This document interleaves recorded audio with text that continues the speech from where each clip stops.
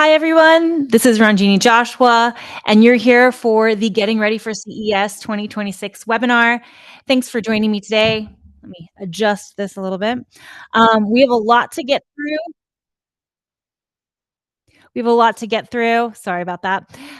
So we are going to get started and get moving. If you have questions, please drop them in the Q&A.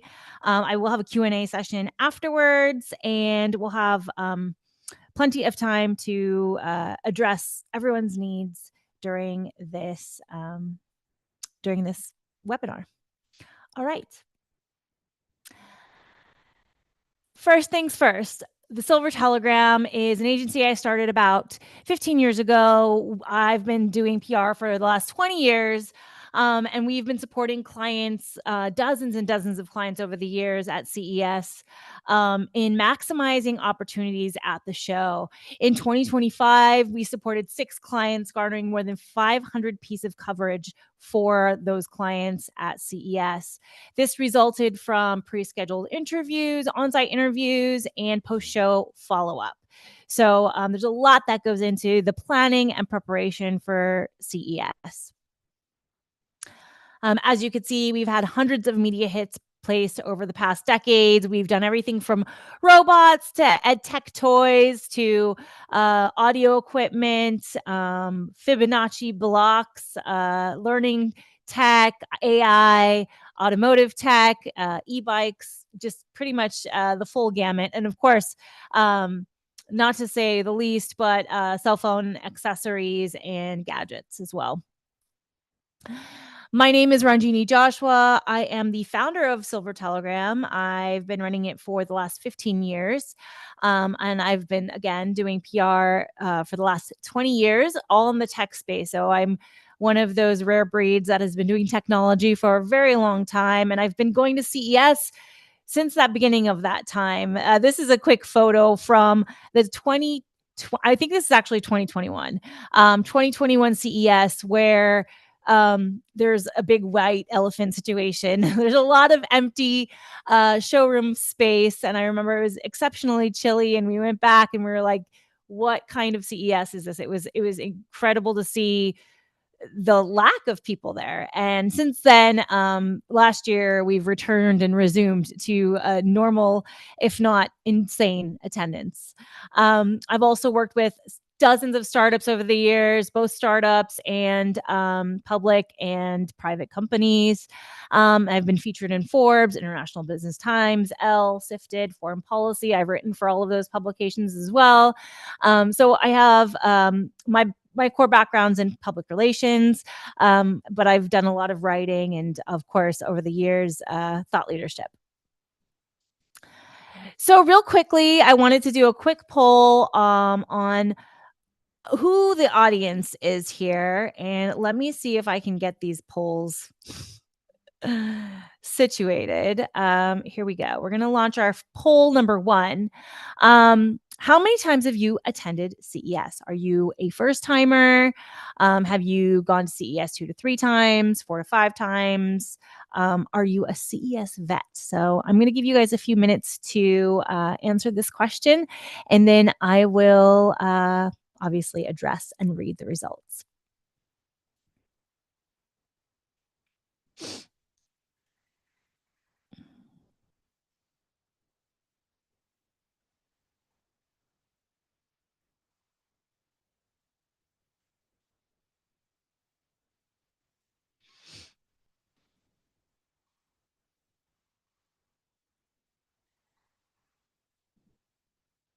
Great. So looks like we've got a little mix, some first timers, and a couple of people that are going for not the first time, but not necessarily a veteran. So we will answer a lot of your questions as we keep going, and make sure that you get everything that you need to have a successful first show. So why CES matters? Obviously, CES is the world's biggest tech stage. This year's keynotes include CEO and chairman keynotes from Lenovo and AMD. Last year, there was 142,000 plus attendees from around the world, and 81,000 industry professionals, more than 6,000 members of the media. Obviously, this is the place where we have our sweet spot. There's about 1,400 startups in Eureka Park, which we typically specialize in. But we have startups that are not in Eureka Park that actually end up in different places, like the LVCC North Hall, West Hall. So you don't, just because you're a startup doesn't mean you'll be in Eureka Park, but often if you're a startup with a budget, you're there. There's global media presence from every major outlet. There is a whole broadcast wing of the North Hall. So there's a lot of opportunities before, on site, and after CES.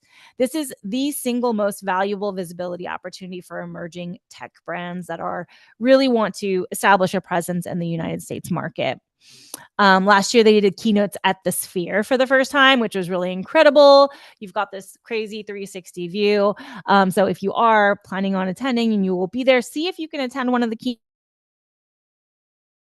at the Sphere, because it is definitely a sight to see. And if not, get a show there if you can. So, first, we want to talk about a few mistakes, things to avoid when you're going to CES. First, obviously, deferring brand messaging and communicating to booth staff. A lot of people forget to create these brand messages early on. Your messaging for the show is really important. It's just like your messaging for a website or any other communication that you might have. You need to make sure that your brand messaging is set, and everybody who's staffing the booth also knows that message. Waiting too long to start media and business outreach. So you can start media outreach and business outreach right now. As soon as you register, registration was, I think, in September. So as soon as you register, you could download the app and start networking on the app. I would highly encourage it. The app use is kind of, obviously peak when the show is happening. But there are some connections you can make, and there's a lot of important data that you can grab from it. Also, media outreach can start as early as September. And so if you know someone's going or that they went last year, you can approach them early on to get a spot in pre-show coverage, or even start booking your meetings. But really, the meetings start booking beginning of December when the press list comes out. And that's usually when like the real confirmations of who's attending is going to be going, because people don't always know they're going to attend. I mean, if you're someone who has been going for years like me, you're going to go. And so you've made the plans, but some of the younger journalists or the newer journalists or influencers may not know if they're going yet. Don't have a booth without a story. Don't have a booth without a story. Yes. Make sure your booth tells a story in some way. It's great to create an experience if possible. If it's a smart home product, make it like a home. I mean, you still have time for all of these things. If it's a wearable tech, we see treadmills, we see bikes, we see people using it actively. So make sure that it's very interesting. And even if your booth is small, you can have an interesting story at the booth. Last year, we're going to talk about our client Leafy Pod, who was there, and they had a very small booth, but they made it homely. They had plants, and they made it very direct to their brand. And so that's something that you really want to tie into. Not preparing a booth flow or creating a system to record visitors. This is a very crucial thing. You want to be able to know what you're going to do with the visitors, how you're going to record them, and then obviously, ultimately, how you're going to follow up. And of course, dropping the ball after CES ends. This is the big one. You want to be able to create momentum, but then keep momentum. And so making sure that you're engaging not just your media visitors, your influencers, but also your business contacts after the show. Success starts with strategy. This is a funny clip from Rat Race. It's an older movie. So funny. Mr. Bean ends up winning the race because everyone messes up. Needless to say. Anyways, so align marketing, PR, and sales goals early. I just started talking to media, and they're saying that they're already getting prepped and they're doing their calls. So you guys should be prepping too. Make sure you're aligning these three things. They should not be separate. Communication should be consistent. Streamline your messaging, of course. Plan your media strategy months ahead. What are you going to do? Are you going to announce something at the show? If so, what does that announcement contain? What are you going to hold for the rest of this year to make a bigger splash at the beginning of next year?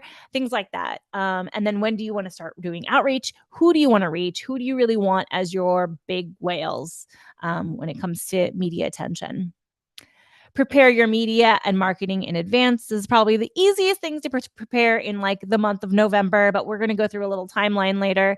But yeah, make sure that you're preparing all your materials in advance and that they have everything that you need for your new messaging for 2026. Take full advantage of your booth presence. This is some mistake that often people make, is that they don't really take the full advantage. With your booth, you get other opportunities. We're going to walk through those a little bit.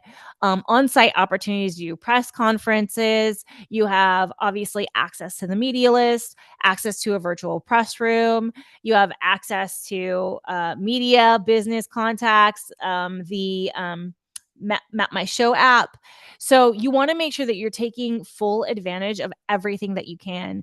I can objectively say that you're probably paying quite a bit to be at CES, even if you don't have a booth. So people who don't have a booth are paying a lot. I can only imagine what you might be paying if you have a small booth or larger. And even the smallest booths ends up paying at least 15 to 20 grand. So you really need to find ways to maximize that presence. And I think that's a really great strategy to be successful. These are some of the optional site CTA opportunities. So this is if you have a booth, you can also be doing some of this stuff. The exhibitor B-roll is a really great media package where you can basically upload your B-roll to the exhibitor portal, and news and media agencies can grab that B-roll and incorporate it into their footage of CES during the show. Media briefing in a CES provided room. So this is there's two opportunities, usually a press conference and then a smaller press conference. So there's two options. So this is only available to exhibitors. If you haven't and you know you're going to have news, book a room now. This is a great way to get that captive audience the day before the show starts. It's media only presence, and it could be very, very useful. We've used it many, many times. It is a nominal fee. And when I say nominal, it's nominal compared to your booth. I think it ranges between like 1,500 and 30,000. I think maybe 1,500 and 2,500, respectively. So just take a look and see if you can nail that down. Booth event promotion. So exhibitors can list their press briefings, demos, other events at their booth on the website. So make sure you're taking advantage of that and filling out all of your marketing requirements and materials on your exhibitor portal, because a lot of people, they have it and they don't set it up. Maximize that opportunity, that online opportunity, because it will give you a lot more visibility to potential customers, partners, and media. Call for products, of course. Promote your product on broadcast segments before you actually can submit your product with images and a one pager for the broadcast towers, and they may select your product in advance to feature during the show. So make sure that if you are an exhibitor or you're planning to be an exhibitor, you're taking heed of all these on-site opportunities. It is critical for you to maximize your potential. So this is my second poll here. What is your number one goal for CES 2026? And now, obviously, if you look at the selections, it could be a number of these, but let's just pick your number one goal. And let me find the polls again. And we're going to do launch this and let me know. And then we're going to address everything, but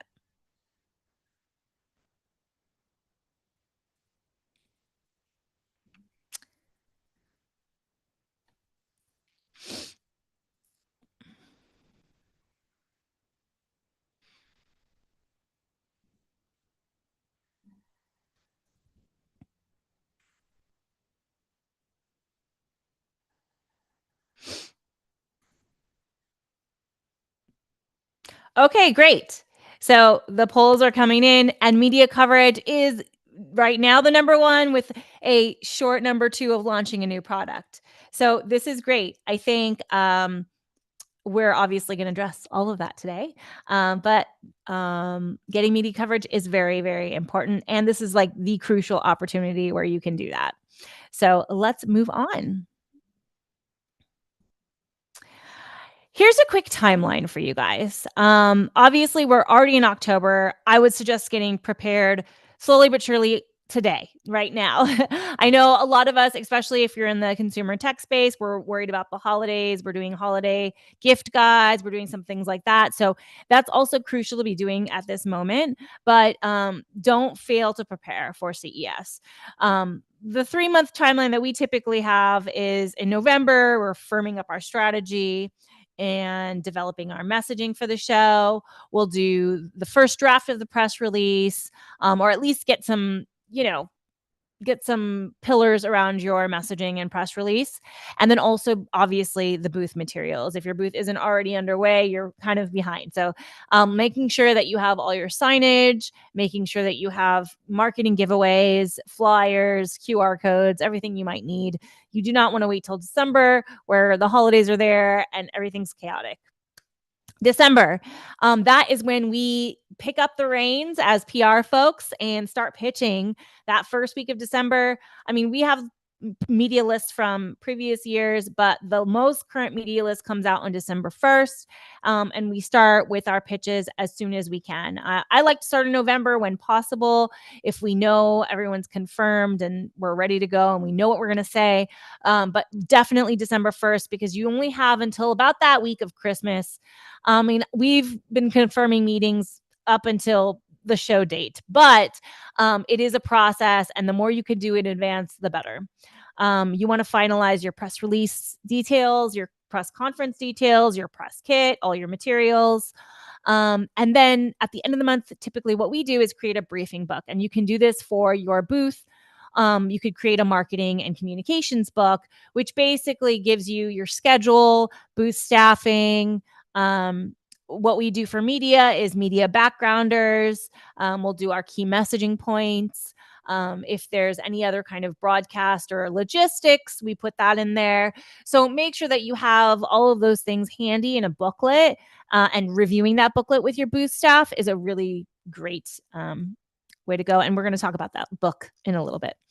And then, of course, January, you're going to launch your announcement, whether it's the week before, whether it's the week of. Typically, you're going to see a lot of press releases launched that week of CES.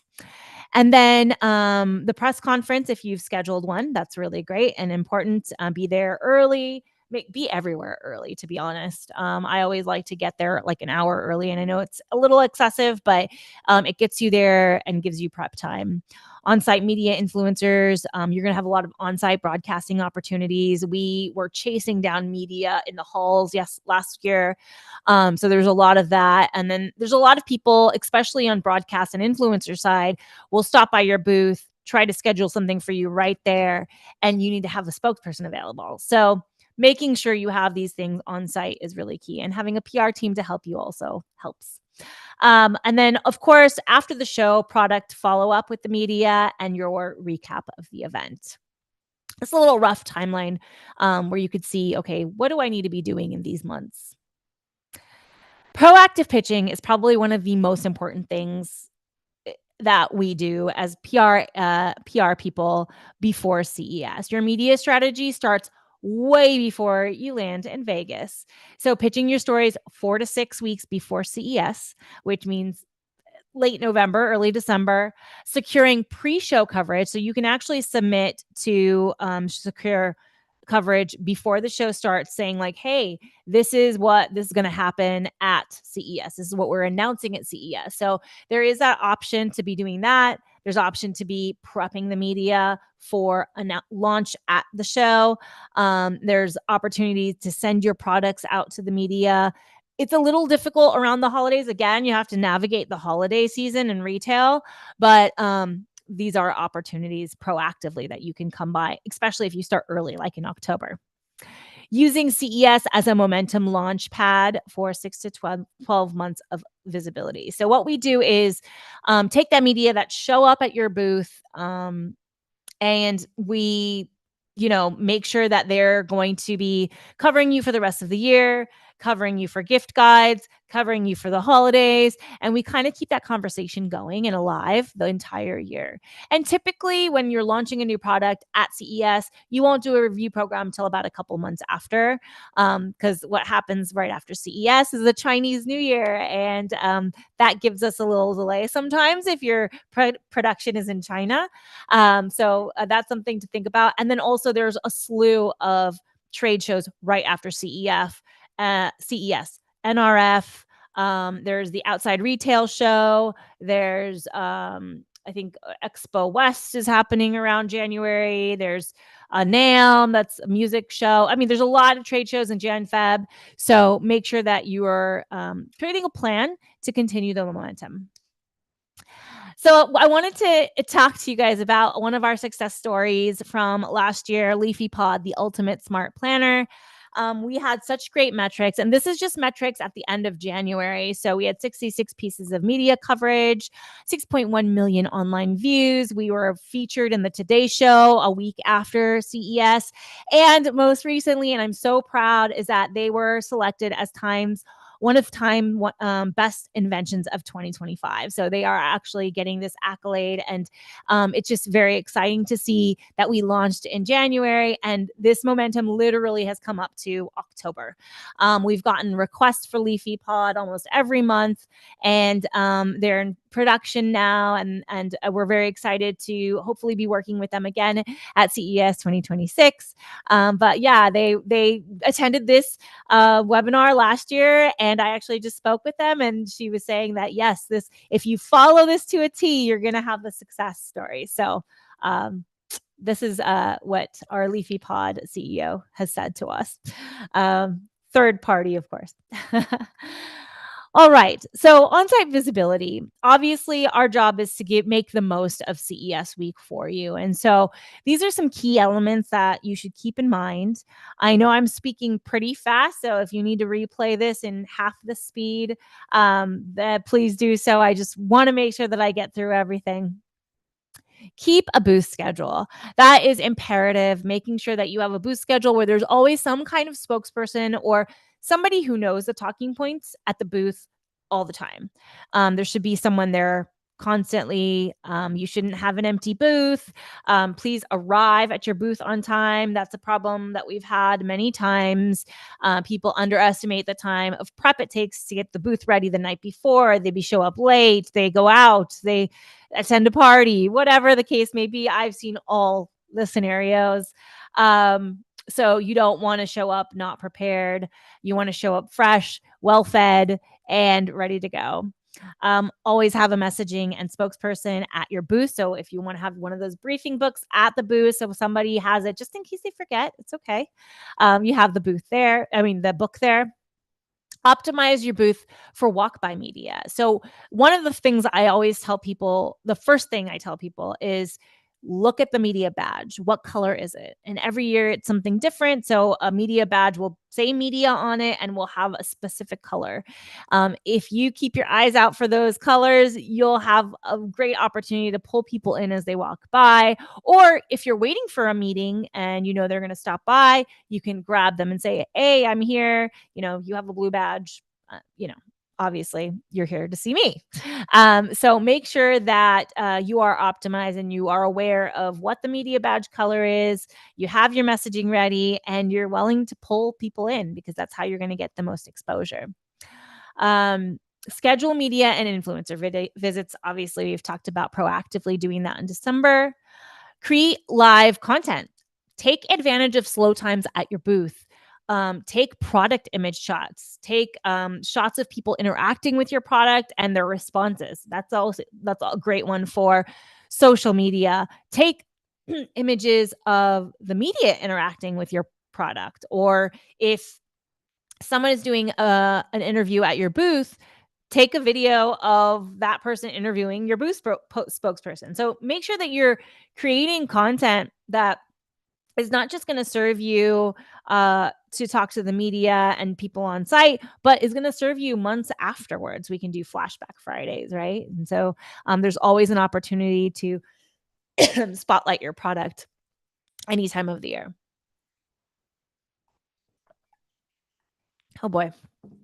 Lots to talk about. Last but not least, host partner dinners or media meetups. Think about that now. Do you want to host a meetup? Do you want to have a dinner with a customer, partner, potential customer? A lot of times, if we can't get the media that we want to stop by at a certain time, we'll offer them breakfast. So we'll make reservations for breakfast, lunch, dinner. I always make at least 3 or 4 reservations just so that I know that I have a spot to go. And it doesn't necessarily mean you have to go. You're not paying for the reservation. You're making a reservation in advance to make sure you have somewhere to eat, even if it's just with your team. So make sure you have these things in advance.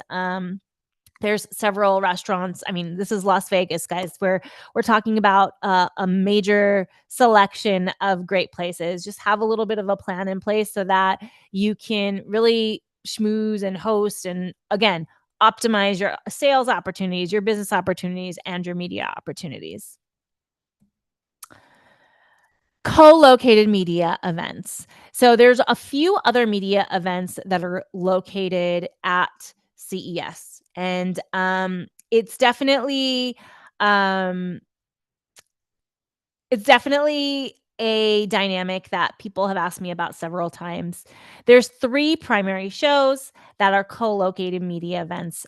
CES Unveiled, which happens on Sunday, January 4th, Pepcom's Digital Experience, which happens on Tuesday, January 5th, and CES Showstoppers at CES, which happens Wednesday, January 6th. And so these are all specific media events. Actually, CES Unveiled is more of a showcase, but Digital Experience and Showstoppers is a exclusive media event where only media are allowed to attend. It's in a ballroom. They're given, food and drinks, and there is a limited number of exhibitors there. Now, you don't have to. CES Unveil, you do have to be an exhibitor at CES because it is hosted by CTA. And it could have changed. I don't want to say for sure, but I'm pretty sure it's you have to be an exhibitor to do CES Unveiled. For Pepcom's Digital Experience and Showstoppers, a benefit is that you do not have to be an exhibitor. And actually, this is a huge benefit if you want to get in front of any media at the show. If you're not an exhibitor, but you want to exhibit, this is a great alternative for you. The pricing is going to be a lot cheaper. It's going to be a lot more streamlined. It's a 3-hour event, so it's less of a time commitment. And then you could spend the rest of the week scouting CES if you want to, or doing other business deals. But this is a great place to, I wouldn't say launch a new product, but at least showcase a new product. And maybe launch a new product. I think people have, obviously done it before. But again, this is only like a 3-hour event. So it's an evening 3-hour event. The pricing starts, I think, at about $7,000, $8,000, depending on which event you go to and which booth package you take. You'll get some other benefits, but take a look at this. You can just Google and click the link, or actually, I think I might have the link handy for you. Let's see. Whoops. Let's see. If it's going to show me my speaker notes here. Here we go. Okay. So I'm going to put these in the, oh, my controls don't want to appear here. Okay. I will put this in the follow-up email. Make sure you guys get everything. But the links for these different events, but you can Google them as well and see where. Oh, that's why I'm on the wrong screen. Okay, here we go. CES Avail, Pepcom, and Showstoppers. Okay, so I've got that there. All right, so you can optimize by doing those events. We're going to go on. Post-show momentum. Okay. So there's a lot of things you want to do post-show to keep the buzz going throughout the year. I just mentioned Leafy Pod, and they were a great success story. We've gotten lots of product review requests. We got this Time 100 a milestone. But there are also other things that you could be doing, and there's a lot of other stories to tell throughout the year. I mean, we got 12 other months after January. It feels actually after CES like you're done for the year, but you're not. So media follow-up is a very, very important. Recap on your releases, thank you notes to the media that stopped by. We usually do this on the spot, but sometimes they'll ask you to follow up later for different opportunities throughout the year. Share your coverage on social plus your website. So make sure you get those logos up there. Take your CES coverage and turn it into a long-term thought leadership strategy. Reproach some of the media that covered you at different times of years. Offer thought leadership. There's podcasts now, so you can capitalize on those. Webinars, things that you can kind of join in and share your expertise on. Launch a product review and sampling program. That's actually CES is a great time to do that. And we usually start taking names during that time. Is there any more? Ah, okay. Yeah. Uh, there is a lot more things that you could do, but I mean, these are the main critical steps that you want to do.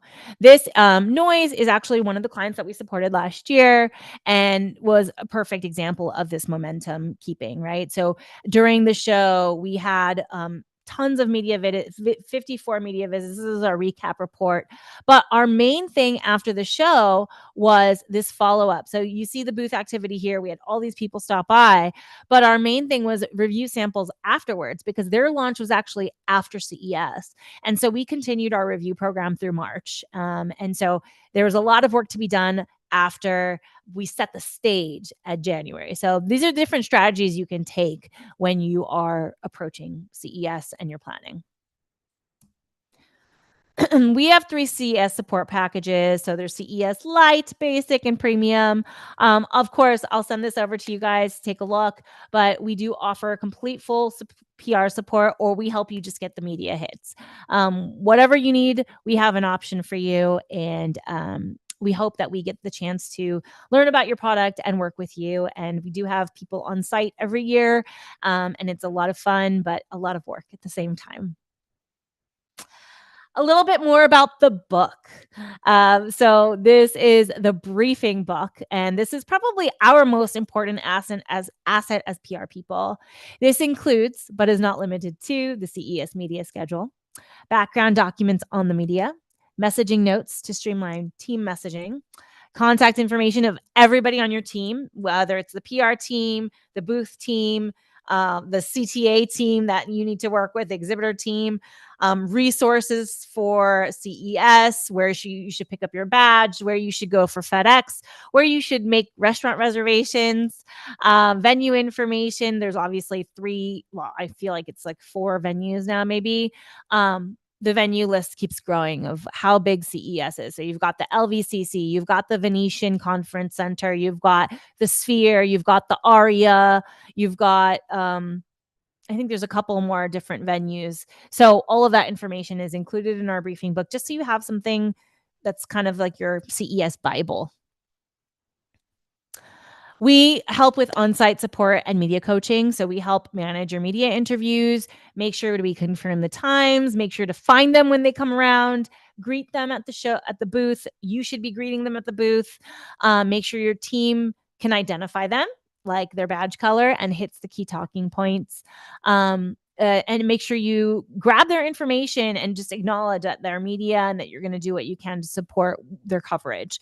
Typically, a media person will stop by and then report almost immediately. They will either report like that day, or it might take a couple weeks. So you've got these 2 flavors of media that are doing live reporting, and then another flavor of media that's doing reporting after the show. And then some of them are mixed, right? They are doing live reporting on social, which you need to start following. And then they'll be doing a follow-up report later, like a longer piece of coverage, maybe the next week or the 2 weeks later. Moderate or assist during press conference. Of course, we want to make sure that your press conference runs smoothly. So we arrive early, make sure you have all the materials you need, run through your deck. You don't have a lot of time in these spaces. TTA doesn't give you like extra prep time. So you have about 15 minutes to set up and 15 minutes to break down before and after each press conference. So you want to make sure that your messaging stays sharp. You have everything you need at your fingertips, and then someone's there to moderate or field questions from the audience, which typically happens. It's very fun and really exciting. Um, Monitoring booth activity, of course, you want to identify anybody who drops by.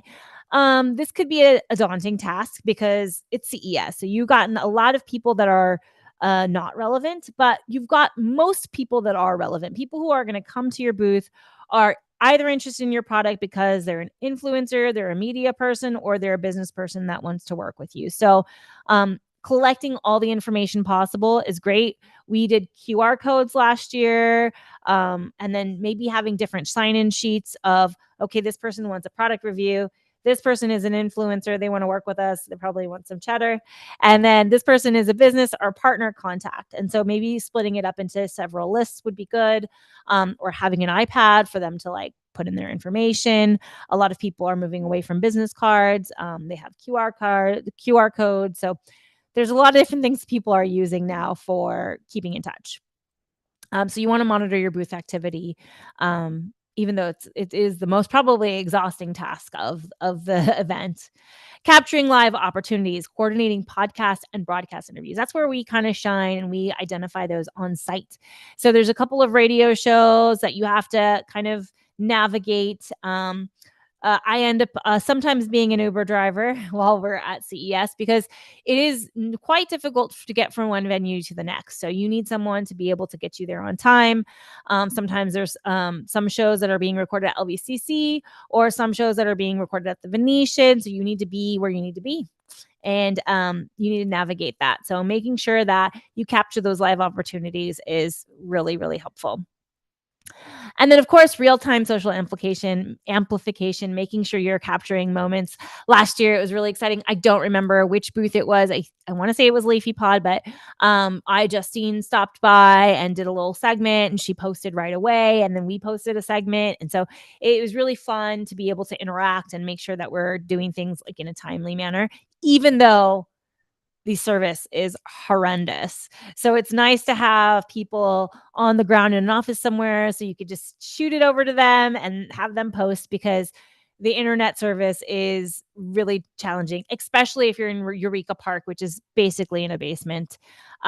So the coverage, or sorry, the not coverage, but the what is it called? Connection, I guess, Wi-Fi connection, or even the network connection is pretty bad in those places. So something to note. I don't know if it's worth getting the Wi-Fi extension from Freeman because they're really expensive, but some people bring their own hotspots. The post-show recap. This is kind of one of our things that we end up putting a lot of focus on, is really who stopped by, what do they do, what do they need next, and then putting it into a beautiful package of like, we spent so much time on this big event, what do we get out of it, and what are we going to get out of it? So we have a custom recap report with coverage metrics, future recommendations, our full overview, and then of course, how do we translate all this to momentum for the rest of the year? So we really want to make sure that you're making the most out of everything and all the opportunities, and that you're capturing it all. So we try to help the best we can to capture it in these custom reports. What's next? Well, of course, you want to extend the story. The biggest thing is keeping momentum after it's over, even though you're completely exhausted. It's not a one and done event. It is your springboard for the rest of the year. Even if you're launching later, or if you need to, what summertime, you want to get into gift guides or sell guides or buy guides or holiday gift guides. Obviously, we're working on those right now. So everything at CES really sets up your narrative, not just for Q1 and Q2, but for the whole year.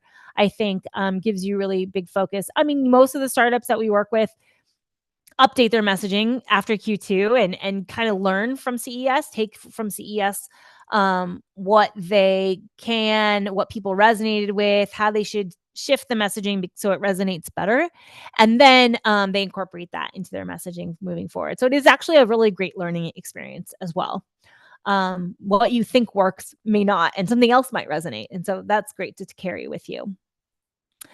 The CES follow through framework, we help you kind of recap and retarget people, make sure that you're repurposing your CES wins, of course, whether it's broadcast coverage or review requests or influencer relations. You want to be able to capitalize on those. And then you really want to start planning your next PR milestones once you recover, and hopefully not from some kind of sickness. We call it the CES flu. If you come home sick from CES, it's pretty common. But hopefully, I go in there with a lot of defensive strategies. So I haven't gotten sick the last couple of years. I did get COVID, but we won't talk about that. But yeah, you want to be really, once you're ready to go for your next PR milestones, don't stop. Even if you got a crazy momentum from CES, you want to know how to plan for the rest of the year and make sure that you're incorporating all the key milestones, all the big important wins, everything into, either quarterly, monthly, however you see fit, but make sure that you have a plan. And of course, the Silver Telegram team is here to support you at CES, before CES, after CES. Our goal is to make sure it's not just a great week, but it's a great year for you.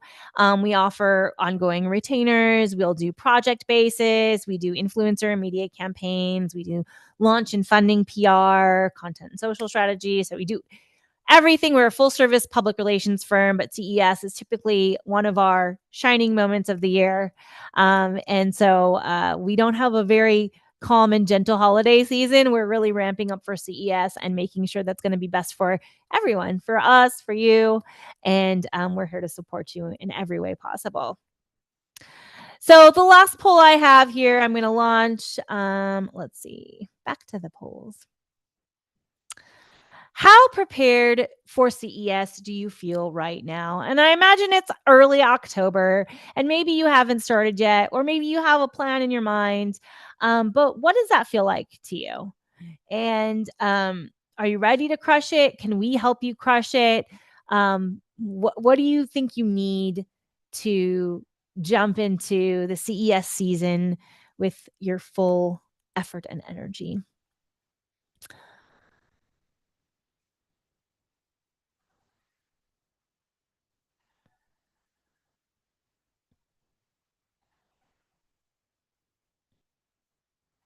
Okay. So and astounding or excessive answer here is, sorry, somewhat prepared.